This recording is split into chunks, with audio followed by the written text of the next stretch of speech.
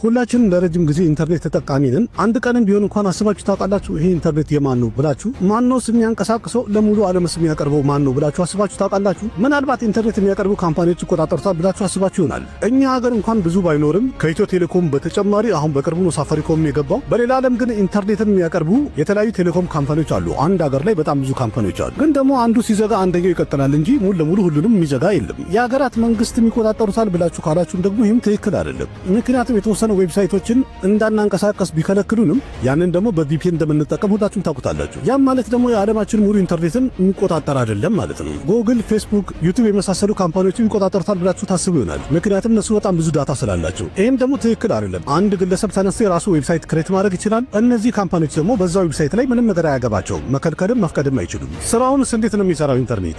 እናንተ አንድ ክሊክ ገና ስትጫኑ በፍጥነት ከምን ጋር ነው የሚያገናኛችሁ? ፎቶም፣ ቪዲዮም፣ የተለያዩ ጽሁፎችንም በአንድ ጊዜ መቀባበል የምንችልበት ምን አይነት ዓለም ውስጥ ነው የሚያስገባን? እንዴት ነው ስራውን የሚሰራው? ከጀርባ ያለው ምን ይመስላል የሚለውን ለማየት እንሞክራለን። ዓለም ድንቅ ናት በሚለው ፕሮግራም በድጋሚ ተገናኝተናል። ውድ ቤተሰቦች፣ በመጀመሪያ ደረጃ ኢንተርኔት የሚለውን ቃል ሲተነተን አብሪቬሽን ነው በራሱ። ኢንተር ኮኔክትድ ኔትወርክ ነው ትርጉሙ። የተለያዩ ብዙ ዲቫይሶች ሞባይል፣ ኮምፒውተር፣ ሮተር፣ ሰርቨር፣ ቲቪ የተለያዩ ዲቫይሶች በአንድ ላይ የሚገናኙበት መረብ ማለት ነው። ስለዚህ ይህ ኔትወርክ እንግዲህ ሁሉንም ዲቫይስ በአንድ ላይ ማገናኘት ነው ስራው። ተረድታችኛል? ሁሉንም አይነት ዲቫይስ በአንድ የማገናኘት ስራ ይሰራል ማለት ነው። ለምንድን ነው የሚያገናኛቸው? ምክንያቱም ከአንደኛው ወደ ሌላኛው ዳታ ትራንስፈር ማድረግ እንዲቻል። ምሳሌ እናንተ በኮምፒውተራችሁ ሆነ በስልካችሁ ይህንን ቪዲዮ እያያችሁን ያላችሁት ይሄ በራሱ አንድ ዳታ ነው። ኦዲዮ ቪዥዋል ዳታ ነው። ድምፅና ምስልን የቀላቀለ ዳታ ነው። ግን ደግሞ ይህን ዳታ እኔ ኮምፒውተር ላይ ነበር የጫንኩት። የእናንተ ስልክ ላይ ወይ ኮምፒውተር ላይ ወይ ቲቪያችሁ ላይ እንዴት ሊመጣ ቻለ? ይሄ ቀጣይና ሁለተኛው ጥያቄ ይሆናል። ዋናው ነገር ኢንተርኔት እንዴት ነው ስራው የሚሰራው የሚለው አይደለም። በእናንተ ዲቫይስና በሌ ኮምፒውተር መሃል አንድ ዕቃ አለ። እሱም ደግሞ ሰርቨር ይባላል። ኢንተርኔት ላይ ሰርች የምታደርጉት ማንኛውም ዳታ በአጠቃላይ የሆነ ቦታ ላይ ሰርቨር ላይ የተቀመጠ ዳታ ነው። ሰርቨር በራሱ አንድ በጣም ትልቅ የሆነ ኮምፒውተር ሲሆን ብዙ ዳታዎችን የመሸከም አቅም ያለው በጣም ትልቅ ዲቫይስ ነው። በአንድ በኩል እጅግ በጣም ትልቅ ግድንግድ ኮምፒውተር ነው ማለት ይቻላል። ማለትም ዳታዎችን ሰብስቦ የሚያስቀምጥ ትልቅ መጋዘን ሲሆን በተጠየቀ ሰዓት ላይ ለሚፈልገው ወይም ለጠየቀው ሰው ያንን ዳታ የማስተላለፍ ስራ የሚሰራ ነው። ምሳሌ ይህን ቪዲዮ ላይ ሰርቨር ላይ ጫንኩትኝ። በዩቱብ የምታዩ ከሆነ ዩቱብ ሰርቨር ላይ ነው የምጭነው። ፌስቡክ ላይ የምታዩ ከሆነ ደግሞ ፌስቡክ ሰርቨር ላይ ነው የምጭነው። ቲክቶክ ላይ የምታዩ ከሆነ ደግሞ ቲክቶክ ሰርቨር ላይ ነው የምጭነው። ከዛ እናንተ ልክ ቪዲዮን ክሊክ በምታደርጉ ሰዓት ላይ ቀጥታ ከሰርቨሩ ይነሳና ወይም ይመጣና በጣም በፍጥነት ማለት ነው ለእናንተ ፕሌይ ያደርግላችኋል። ይሄ ዳታ የት ነው ያለው ካላችሁ ብዙዎቹ ዳታ ሴንተር የሚባለው አካባቢ ወይም ደግሞ ተብሎ የሚሰራው ሰርቨር ላይ ነው የሚቀመጡ። ሁሉም የየራሱ የሆነ ዳታ ሴንተር ይኖረዋል። አንዳንዱ ደግሞ ዳታ ሴንተር ወይም ሰርቨር እየተከራየ ነው የሚጠቀመው። ልክ በጣም ብዙ ዕቃ ያለው ሰው መጋዘን ተከራይቶ እንደሚያስቀምጠው ወይም መጋዘን ሰርቶ እንደሚያስቀምጠው አንዳንዶቹ መጋዘን ሰርተው ያስቀምጣሉ። አንዳንዶቹ ደግሞ ተከራይተው ዳታ ሴንተር ላይ ያለ ሰርቨር የሚከራይ ያለ የራሱንም የሰራ አለ። ምሳሌ ጉግል፣ ማይክሮሶፍት የመሳሰሉ በጣም ትልልቅ ካምፓኒዎች የራሳቸው ዳታ ሴንተር ወይም ሰርቨር አላቸው። አማዞን ደግሞ የራሱ ሰርቨር ከመኖሩ በተጨማሪ ለብዙዎቹ ልክ እንደ ኔትፍሊክስ ለመሳሰሉት ያከራያል። ዳታ ሴንተር እያስከፈለ ያስቀምጣል ማለት ነው። ምሳሌ ፌስቡክ ላይ ብናይ ጉግል የራሱ ሰርቨር ስላለው እዛ ላይ ነው የሚቀመጠው። ስለዚህ ከዛ ላይ ነው ራን የሚያደርገው። ግን አሁን ትልቁ ጥያቄ እነዚህ ሁሉ እስካሁን የተጠሩ ካምፓኒዎች እንዳለ አሜሪካ ውስጥ ነው ያሉት ወይም የአሜሪካ ካምፓኒዎች ናቸው። እኛ ኢትዮጵያ ውስጥ ሆነን ወይም ሌላ አገር ሆነን ክሊክ ስናደርግ እንዴት ብሎ እኛ ጋር ይደርሳል? ይሄ በጣም ትልቁ ጥያቄ ነው። እንደገና ደግሞ በዚህ መሃል ኢትዮ ቴሌኮም ምን አግብቶት ነው የምንከፍለው? ለምን እንከፍለዋለን? ለምንስ ይህን ያህል በየወሩ በየዕለቱ በየሳምንቱ እንከፍለዋለን የሚለውን ትልቁ ጥያቄ ልመልስላችሁና ይሄ እንግዲህ እነሱ በመሰረቱት ወይም ደግሞ ባቀረቡት ኢንፍራስትራክቸር ወይም መሰረተ ልማት የተነሳ የምንከፍለው ነው። እኛ የምንከፍለው ለኢንተርኔት አይደለም፣ ለመሰረተ ልማቱ ነው። ምንድነው መሰረተ ልማቱ ካላችሁ ደግሞ ወደ ገደለው ንግባና በአጠቃላይ ጣጣውን እንይ። በመላ ዓለም ላይ የኢንተርኔት ኬብል ሀገር አይደለም አህጉር ተሻግሮ መገናኘት እንዲችል በተለያየ መንገድ ተዘርግተዋል። ከነዛ መሃል በጣም ሰፊ ቦታ የሚይዘው በውቅያኖስ ውስጥ የሚዘረጉ እጅግ በጣም ትልልቅ የሚባሉና ግዙፍ ኬብሎች ናቸው። ግን እነዚህ ኬብሎች አንዳንድ ጊዜ የሚቋረጡት ሻርኮች ባኘኳቸውና በተቋረጡ ሰዓት ነው። በዛ ሰዓትን ለማስተካከል ሩጫ ይቀጥላል። ትልቁ ጥያቄ ግን በምንድን ነው የሚታወቀው? በሺህ የሚቆጠር ማይል የተዘረጋ በውቅያኖስ ውስጥ ያለ ኬብል ላይ ምኑ ጋር እንደተቋረጠ በምን ያውቁታል? ዛሬ ላይ መለስ ብለን ብናየው የዓለማችን በጣም ብዙ ህዝብ በኢንተርኔት የተነሳ አንድ ላይ የተቆራኘና የተገናኘ ነው። የኢንተርኔት ኬብሎች ወይም ኮኔክሽን ደግሞ 99% ጉዞን የሚያደርገው ወይም የተዘረጋው በውቅያኖስ ውስጥ ነው። እነዚህም ደግሞ የውቅያኖሱ ታችኛው መሬት ላይ የተቀመጡና የተደበቁ መስመሮች ናቸው፣ ኬብሎቹ ማለት ነው። ይህ ኔትወርክ ምን አይነት የትራፊክ ሃይዌይ ነው? በየዕለቱ እንጠቀምበታለን፣ በደንብ በደንብ እንጠቀመዋለን፣ ግን ልናየው ማንችለው ነው።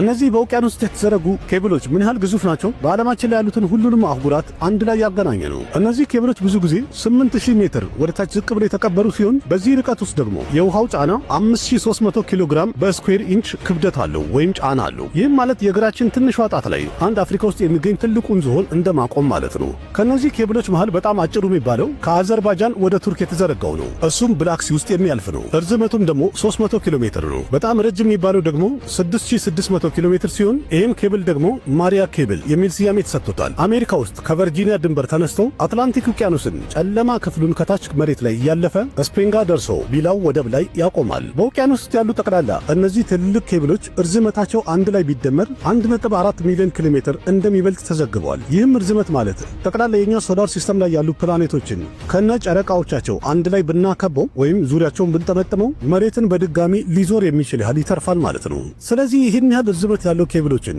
8000 ሜትር ወደታች ዝቅ ብሎ ውቅያኖስ ውስጥ መዘርጋቱ ያን ያህል ቀላል የሚባል ሥራ አይደለም። 1 ኪሎ ሜትር የሆነውን ሰብመሪን ኬብል ለመዘርጋትና ወደታች ለመቅበር $2.5 ሚሊዮን ይደርሳል ወጪው ብቻ ማለት ነው ለ1 ኪሎ ሜትር። አሁን እናንተ ገምቱ እንግዲህ 1.4 ሚሊዮን ኪሎ ሜትር ለመዘርጋት ምን ያህል ወጪ ወጥቶ ይሆናል? ይህ ሁሉ ነገር ማድረግስ ምን አስፈለገ? ምክንያቱም በአሁኑ ሰዓት ላይ የተለያየ ቴክኖሎጂዎችን ተጠቅመው በሳተላይት በኩል አድርገው ዋየርለስ በሆነ መንገድ ለዓለም መዘርጋትና ማዳረስ ቀላል ይሆን የለ እንዴ? ይህን ያህል መቸገር ምን አስፈለገ ልትሉ ትችላላችሁ። ዋናው ነገር በዓለም ላይ ስናየው በድምር 493 የሚደርሱ ሰብመሪን የሆኑ ትልልቅ የሆኑ ኬብሎች በዓለም ላይ ይገኛሉ። እያንዳንዱ ኬብል ደግሞ 4000 ቴራባይት የሚደርስ ዳታን የመሸከምና የማስተላለፍ አቅም አላቸው። ይሄ ለዛውም በሰከንድ ነው። 4000 ቴራባይት በሰከንድ ያስተላልፋሉ። ይህ ማለት በቀላሉ 80 ሚሊዮን የሚደርሱ ሰዎች 4K ቲቪ ላይ በእኩል ሰዓት የሚፈልጉትን ዳታ ፕላይ አድርገው ማየት እንዲችሉ ይፈቅዳል ወይም ያስችላል ማለት ነው። ልክ እንደዚህ አይነት 493 ኬብሎች ነው ያሉት። ይህንኑ ስራ በሳተላይት እንስራ ቢባል 24000 ሰዎች በ4K ጥራት ማንኛውንም ፋይል ፕላይ አድርገው ማየት ይችላሉ፣ በሳተላይት ከሆነ ማለት ነው። ተጠቃሚ ደግሞ ቁጥሩ ከፍተኛ ስለሆነ የሁሉንም ፍላጎት ለማሳካት ብዙ ሳተላይት ወደ ላይ መላክ ግድ ይላል ማለት ነው። ወጪውም በጣም እጥፍ ይሆናል። በዛ ላይ ጥገናም በጣም አስቸጋሪ ይሆናል። ከነዚህ ከሰብመሪኖቹ ኬብል አኳያ ሲታይ ሳተላይት ላይ ያለ ነገርን ጥገና ለማድረግ ወጪው በጣም ከፍተኛ ይሆናል። በዛ ላይ ደግሞ አስቸጋሪም ይሆናል። ዋና የተባለ ወይም ትልቅ ችግር ቢያጋጥምና ሙሉ ለሙሉ ይቀየር ቢባል ያን ሳተላይት ለመቀየር $400 ሚሊዮን የአሜሪካ ዶላር ወጪ ያስወጣል ማለት ነው። ይህ ሁሉ ነገር ከተጠና በኋላ እነዚህን ሰብመሪን የሆኑ ኬብሎችን መዘርጋቱ በሳተላይት ከመጠቀምና ዋየርለስ አድርጎ አገልግሎት ከማቅረብ የበለጠ በጣም ቀላል ሆኖ ተገኝቷል። እነዚህ በውቅያኖስ ውስጥ ባሉ ኬብሎች ውስጥ በየሰከንዱ በሚሊዮን ቴራባይት የሚቆጠር ዳታዎች በፍጥነት ይወነጨፋሉ። ስለዚህ ሃይዌውም ሰፊ መሆን አለበት ወይም ትልቅ መሆን አለበት ማለት ነው። ኖርማሊ ቤት ውስጥ ከምንጠቀመው ወይም ሰፈራችን ላይ ከምናየው ኬብሎች በጣም ትልቅና ብዙ ዳታ የሚያስተላልፍ ኦፕቲክ ኬብል ይሆናል ማለት ነው። ግን አስገራሚ ነገር እንደዛ አይደለም። ይሄ ጥቁርና ቢጫ መስመር ያለው ኬብሉ በምናየው ሰዓት ላይ በጣም ወፍራም ሆኖ እናየዋለን። ኢቭን የውሃ መተላለፊያ ትቦም ያክላል። ግን ዋናው ነገር በውስጥ የምታልፈው ኦፕቲክ ኬብሏ የአንድ ዝንጣይ ጸጉራችን የምታክል ቀጭን ናት። እንደዛ ከሆነ ታዲያ እንደዚህ ቀጭንና በጣም ስስ በሆነች ኬብል ላይ ይህን ያህል ብዙ ዳታ እንዴት ተወንጭፎና በፍጥነት ሊያልፍ እንዲችል ተደረገ ወይም እንዴት ቻለ? እቺ አንድ ዝንጣፊ ጸጉር የምታክሏ ኬብል ፋይበር ኦፕቲክስ ኮር ትባላለች። የምትሰራውም በብርጭቆ ወይም በፕላስቲክ ነው። ፋይበር ኦፕቲክስ ስለሆነች ኬብሏ በውስጧ ላይት እየተወነጨፈ ይሄዳል፣ ብርሃን ማለት ነው። ዳታዎቹንም ትንንሽ ፓኬጅ አድርጎ እያቆራረጠ በፍጥነት ይዞ ይወረወራል። በመጀመሪያ ደረጃ ኮምፒውተር ላይ ያለው ሲግናል በአንድ ትራንስሚተር እርዳታ ወይም ኮንቨርተር እርዳታ ወደ ላይት ሲግናል ይቀየራል። ይህ ትራንስሚተርም ዳታውን ወደ ኤሌክትሪካል ላይት ወይም ወደ ኤልኢዲ እየቀየረ ነው የሚልከው። እነዚህ ሲግናሎችም የብርሃን ብልጭታ ሆነው እየተወነጨፉ እንዲሄዱ ይደረጋል።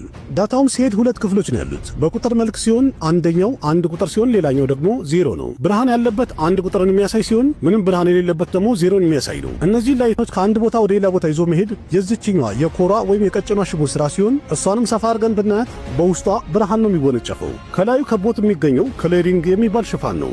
ይሄኛው ሽፋንም ደግሞ ብርሃኑ ከኮሩ ወጥቶ እንዳይሄድ የሚከላከል ነው። ብርሃኑ እንኳን በድንገት ከኮሩ ለመውጣት ቢሞክር ክሌሪንጉ መልሶ እየተጋጩ በውስጥ እንዲቀሩ ወጥቶ እንዳይሄዱ ያደርጋቸዋል። ይህ ፕሮሰስም በአጠቃላይ ሲጠራ TIR ይባላል። ቶታል ኢንተርናል ሪፍሌክሽን ማለት ነው። ጉዞም ራቅ እያለ በሄደ ሰዓት ወይም ኬብሉ በረዘመ ሰዓት ላይ የላይቱ ፍጥነት እየደከመ ይሄዳል። ስለዚህ በየ100 ኪሎ ሜትሩ አንድ ሪፒተር የሚገጠም ሲሆን ይህም ደግሞ ላይት ሲግናሎቹን ቡስት ያደርጋቸዋል፣ ጉልበት ይሰጣቸዋል፣ ይወረውራቸዋል። ይህን ነገርም በደንብ ለማስተካከል ወይም ስራውን እንዲሰራ ከኮሩና ከክሊሪንጉ በላይ አንድ የኮፐር ሽፋን ያለ ሲሆን በሱ በኩልም 10000 ቮልት የሆነ ዲሲ ከረንት ይወነጨፋል ወይም ይሰጠዋል። በውቅያኖሱ ምድር ላይ ወይም እንደዚህ በጥልቀት ምንም አይነት የኃይል ምንጭ የለም። ስለዚህ ሪፒተሮቹ በትክክል ስራ እንዲሰሩ እንደ ሽፋን የተጠቀሙት ኮፐር ላይ የኤሌክትሪክ ኃይል ይለቀቃል ወይም ከረንቱ በሱ በኩል ይሄዳል። እቺ ቀጭኗ ፋየር ኦፕቲክስ የተባለችው ኬብል በእኩል ሰዓት ላይ ከአንድ በላይ ዳታ ተሸክማ የመሄድ አቅም አላት። ይህ ፕሮሰስም ደግሞ ዌቭ ሌንግዝ ዲቪዥን መልቲፕሌክሲንግ በሚል ስም ይታወቃል ወይም ባጭሩ WDM በሚል ስም ይታወቃል። በተለያየ ከለር የሚወነጨፉ ዳታዎችን አንድ ላይ ይዞ መሄድ ይችላል። ይህም ማለት በተለያየ ከለር የተለያየ ዳታዎችን እኩል ይዞ ይሄዳል ማለት ነው። እንደሚታወቀው የብርሃን ፍጥነቱ 1079 ሚሊዮን ኪሎ ሜትር በሰዓት የሚወረወር ሲሆን ዳታውንም ከአንድ ቦታ ወደ ሌላ ቦታ ላይ ይዞ ሲሄድ በሰከንድ ውስጥ አይናችን ሲርገበገብ ብቻ በጣም ብዙ ዳታ ይዞ መሄድ ይችላል ማለት ነው። አይናችንን ጨፍነን እስከምንገልጥ በሺህ ኪሎ ሜትር ከተጓዘ በኋላ ይህ ዳታ ራሱ ፎቶ ዳዮድ ወይም ደግሞ በፎቶ ዲቴክተር ማሽን ድጋሚ ወደ ኤሌክትሪካል ሲግናል የሚቀየር ሲሆን ኮምፒውተርም ሆነ ሞባይል ይህንን ባገኘ ሰዓት ላይ በድጋሚ ሪኮንስትራክት ያደረገውና ግራፊክስም ሆነ ፎቶ በማንኛውም መልክ በድጋሚ እናገኘዋለን ማለት ነው። ኮር ክላዲንግ እና ኮፐር ሌን ከመያዙ በተጨማሪ ይህ ኬብል ሰብማሪን ኬብሉ በጣም ወፍራም የመሆኑ ዋና ምክንያት ከላዩ ላይ የከበቡት 7 ተጨማሪ ሽፋኖች ናቸው። የነሱ ስራም ደግሞ የውሃውን ፕሬሸር ወይም ደግሞ ክብደቱን እቺ ኮራን ወይም ቀጭኗን ኬብል መጠበቅና ማዳን ነው። እንደዛም ሆኖ ግን እነዚህ ኬብሎች ብዙ ጊዜ በመሬት መንቀጥቀጥ ወይም ሻርክ በሚያጠቃ ሰዓት ወይም ደግሞ ውቅያኖሱ መሃል ላይ በሚፈጠሩ የቮልካኖ ፍንዳታ ይበላሻሉ፣ ይቋረጣሉ።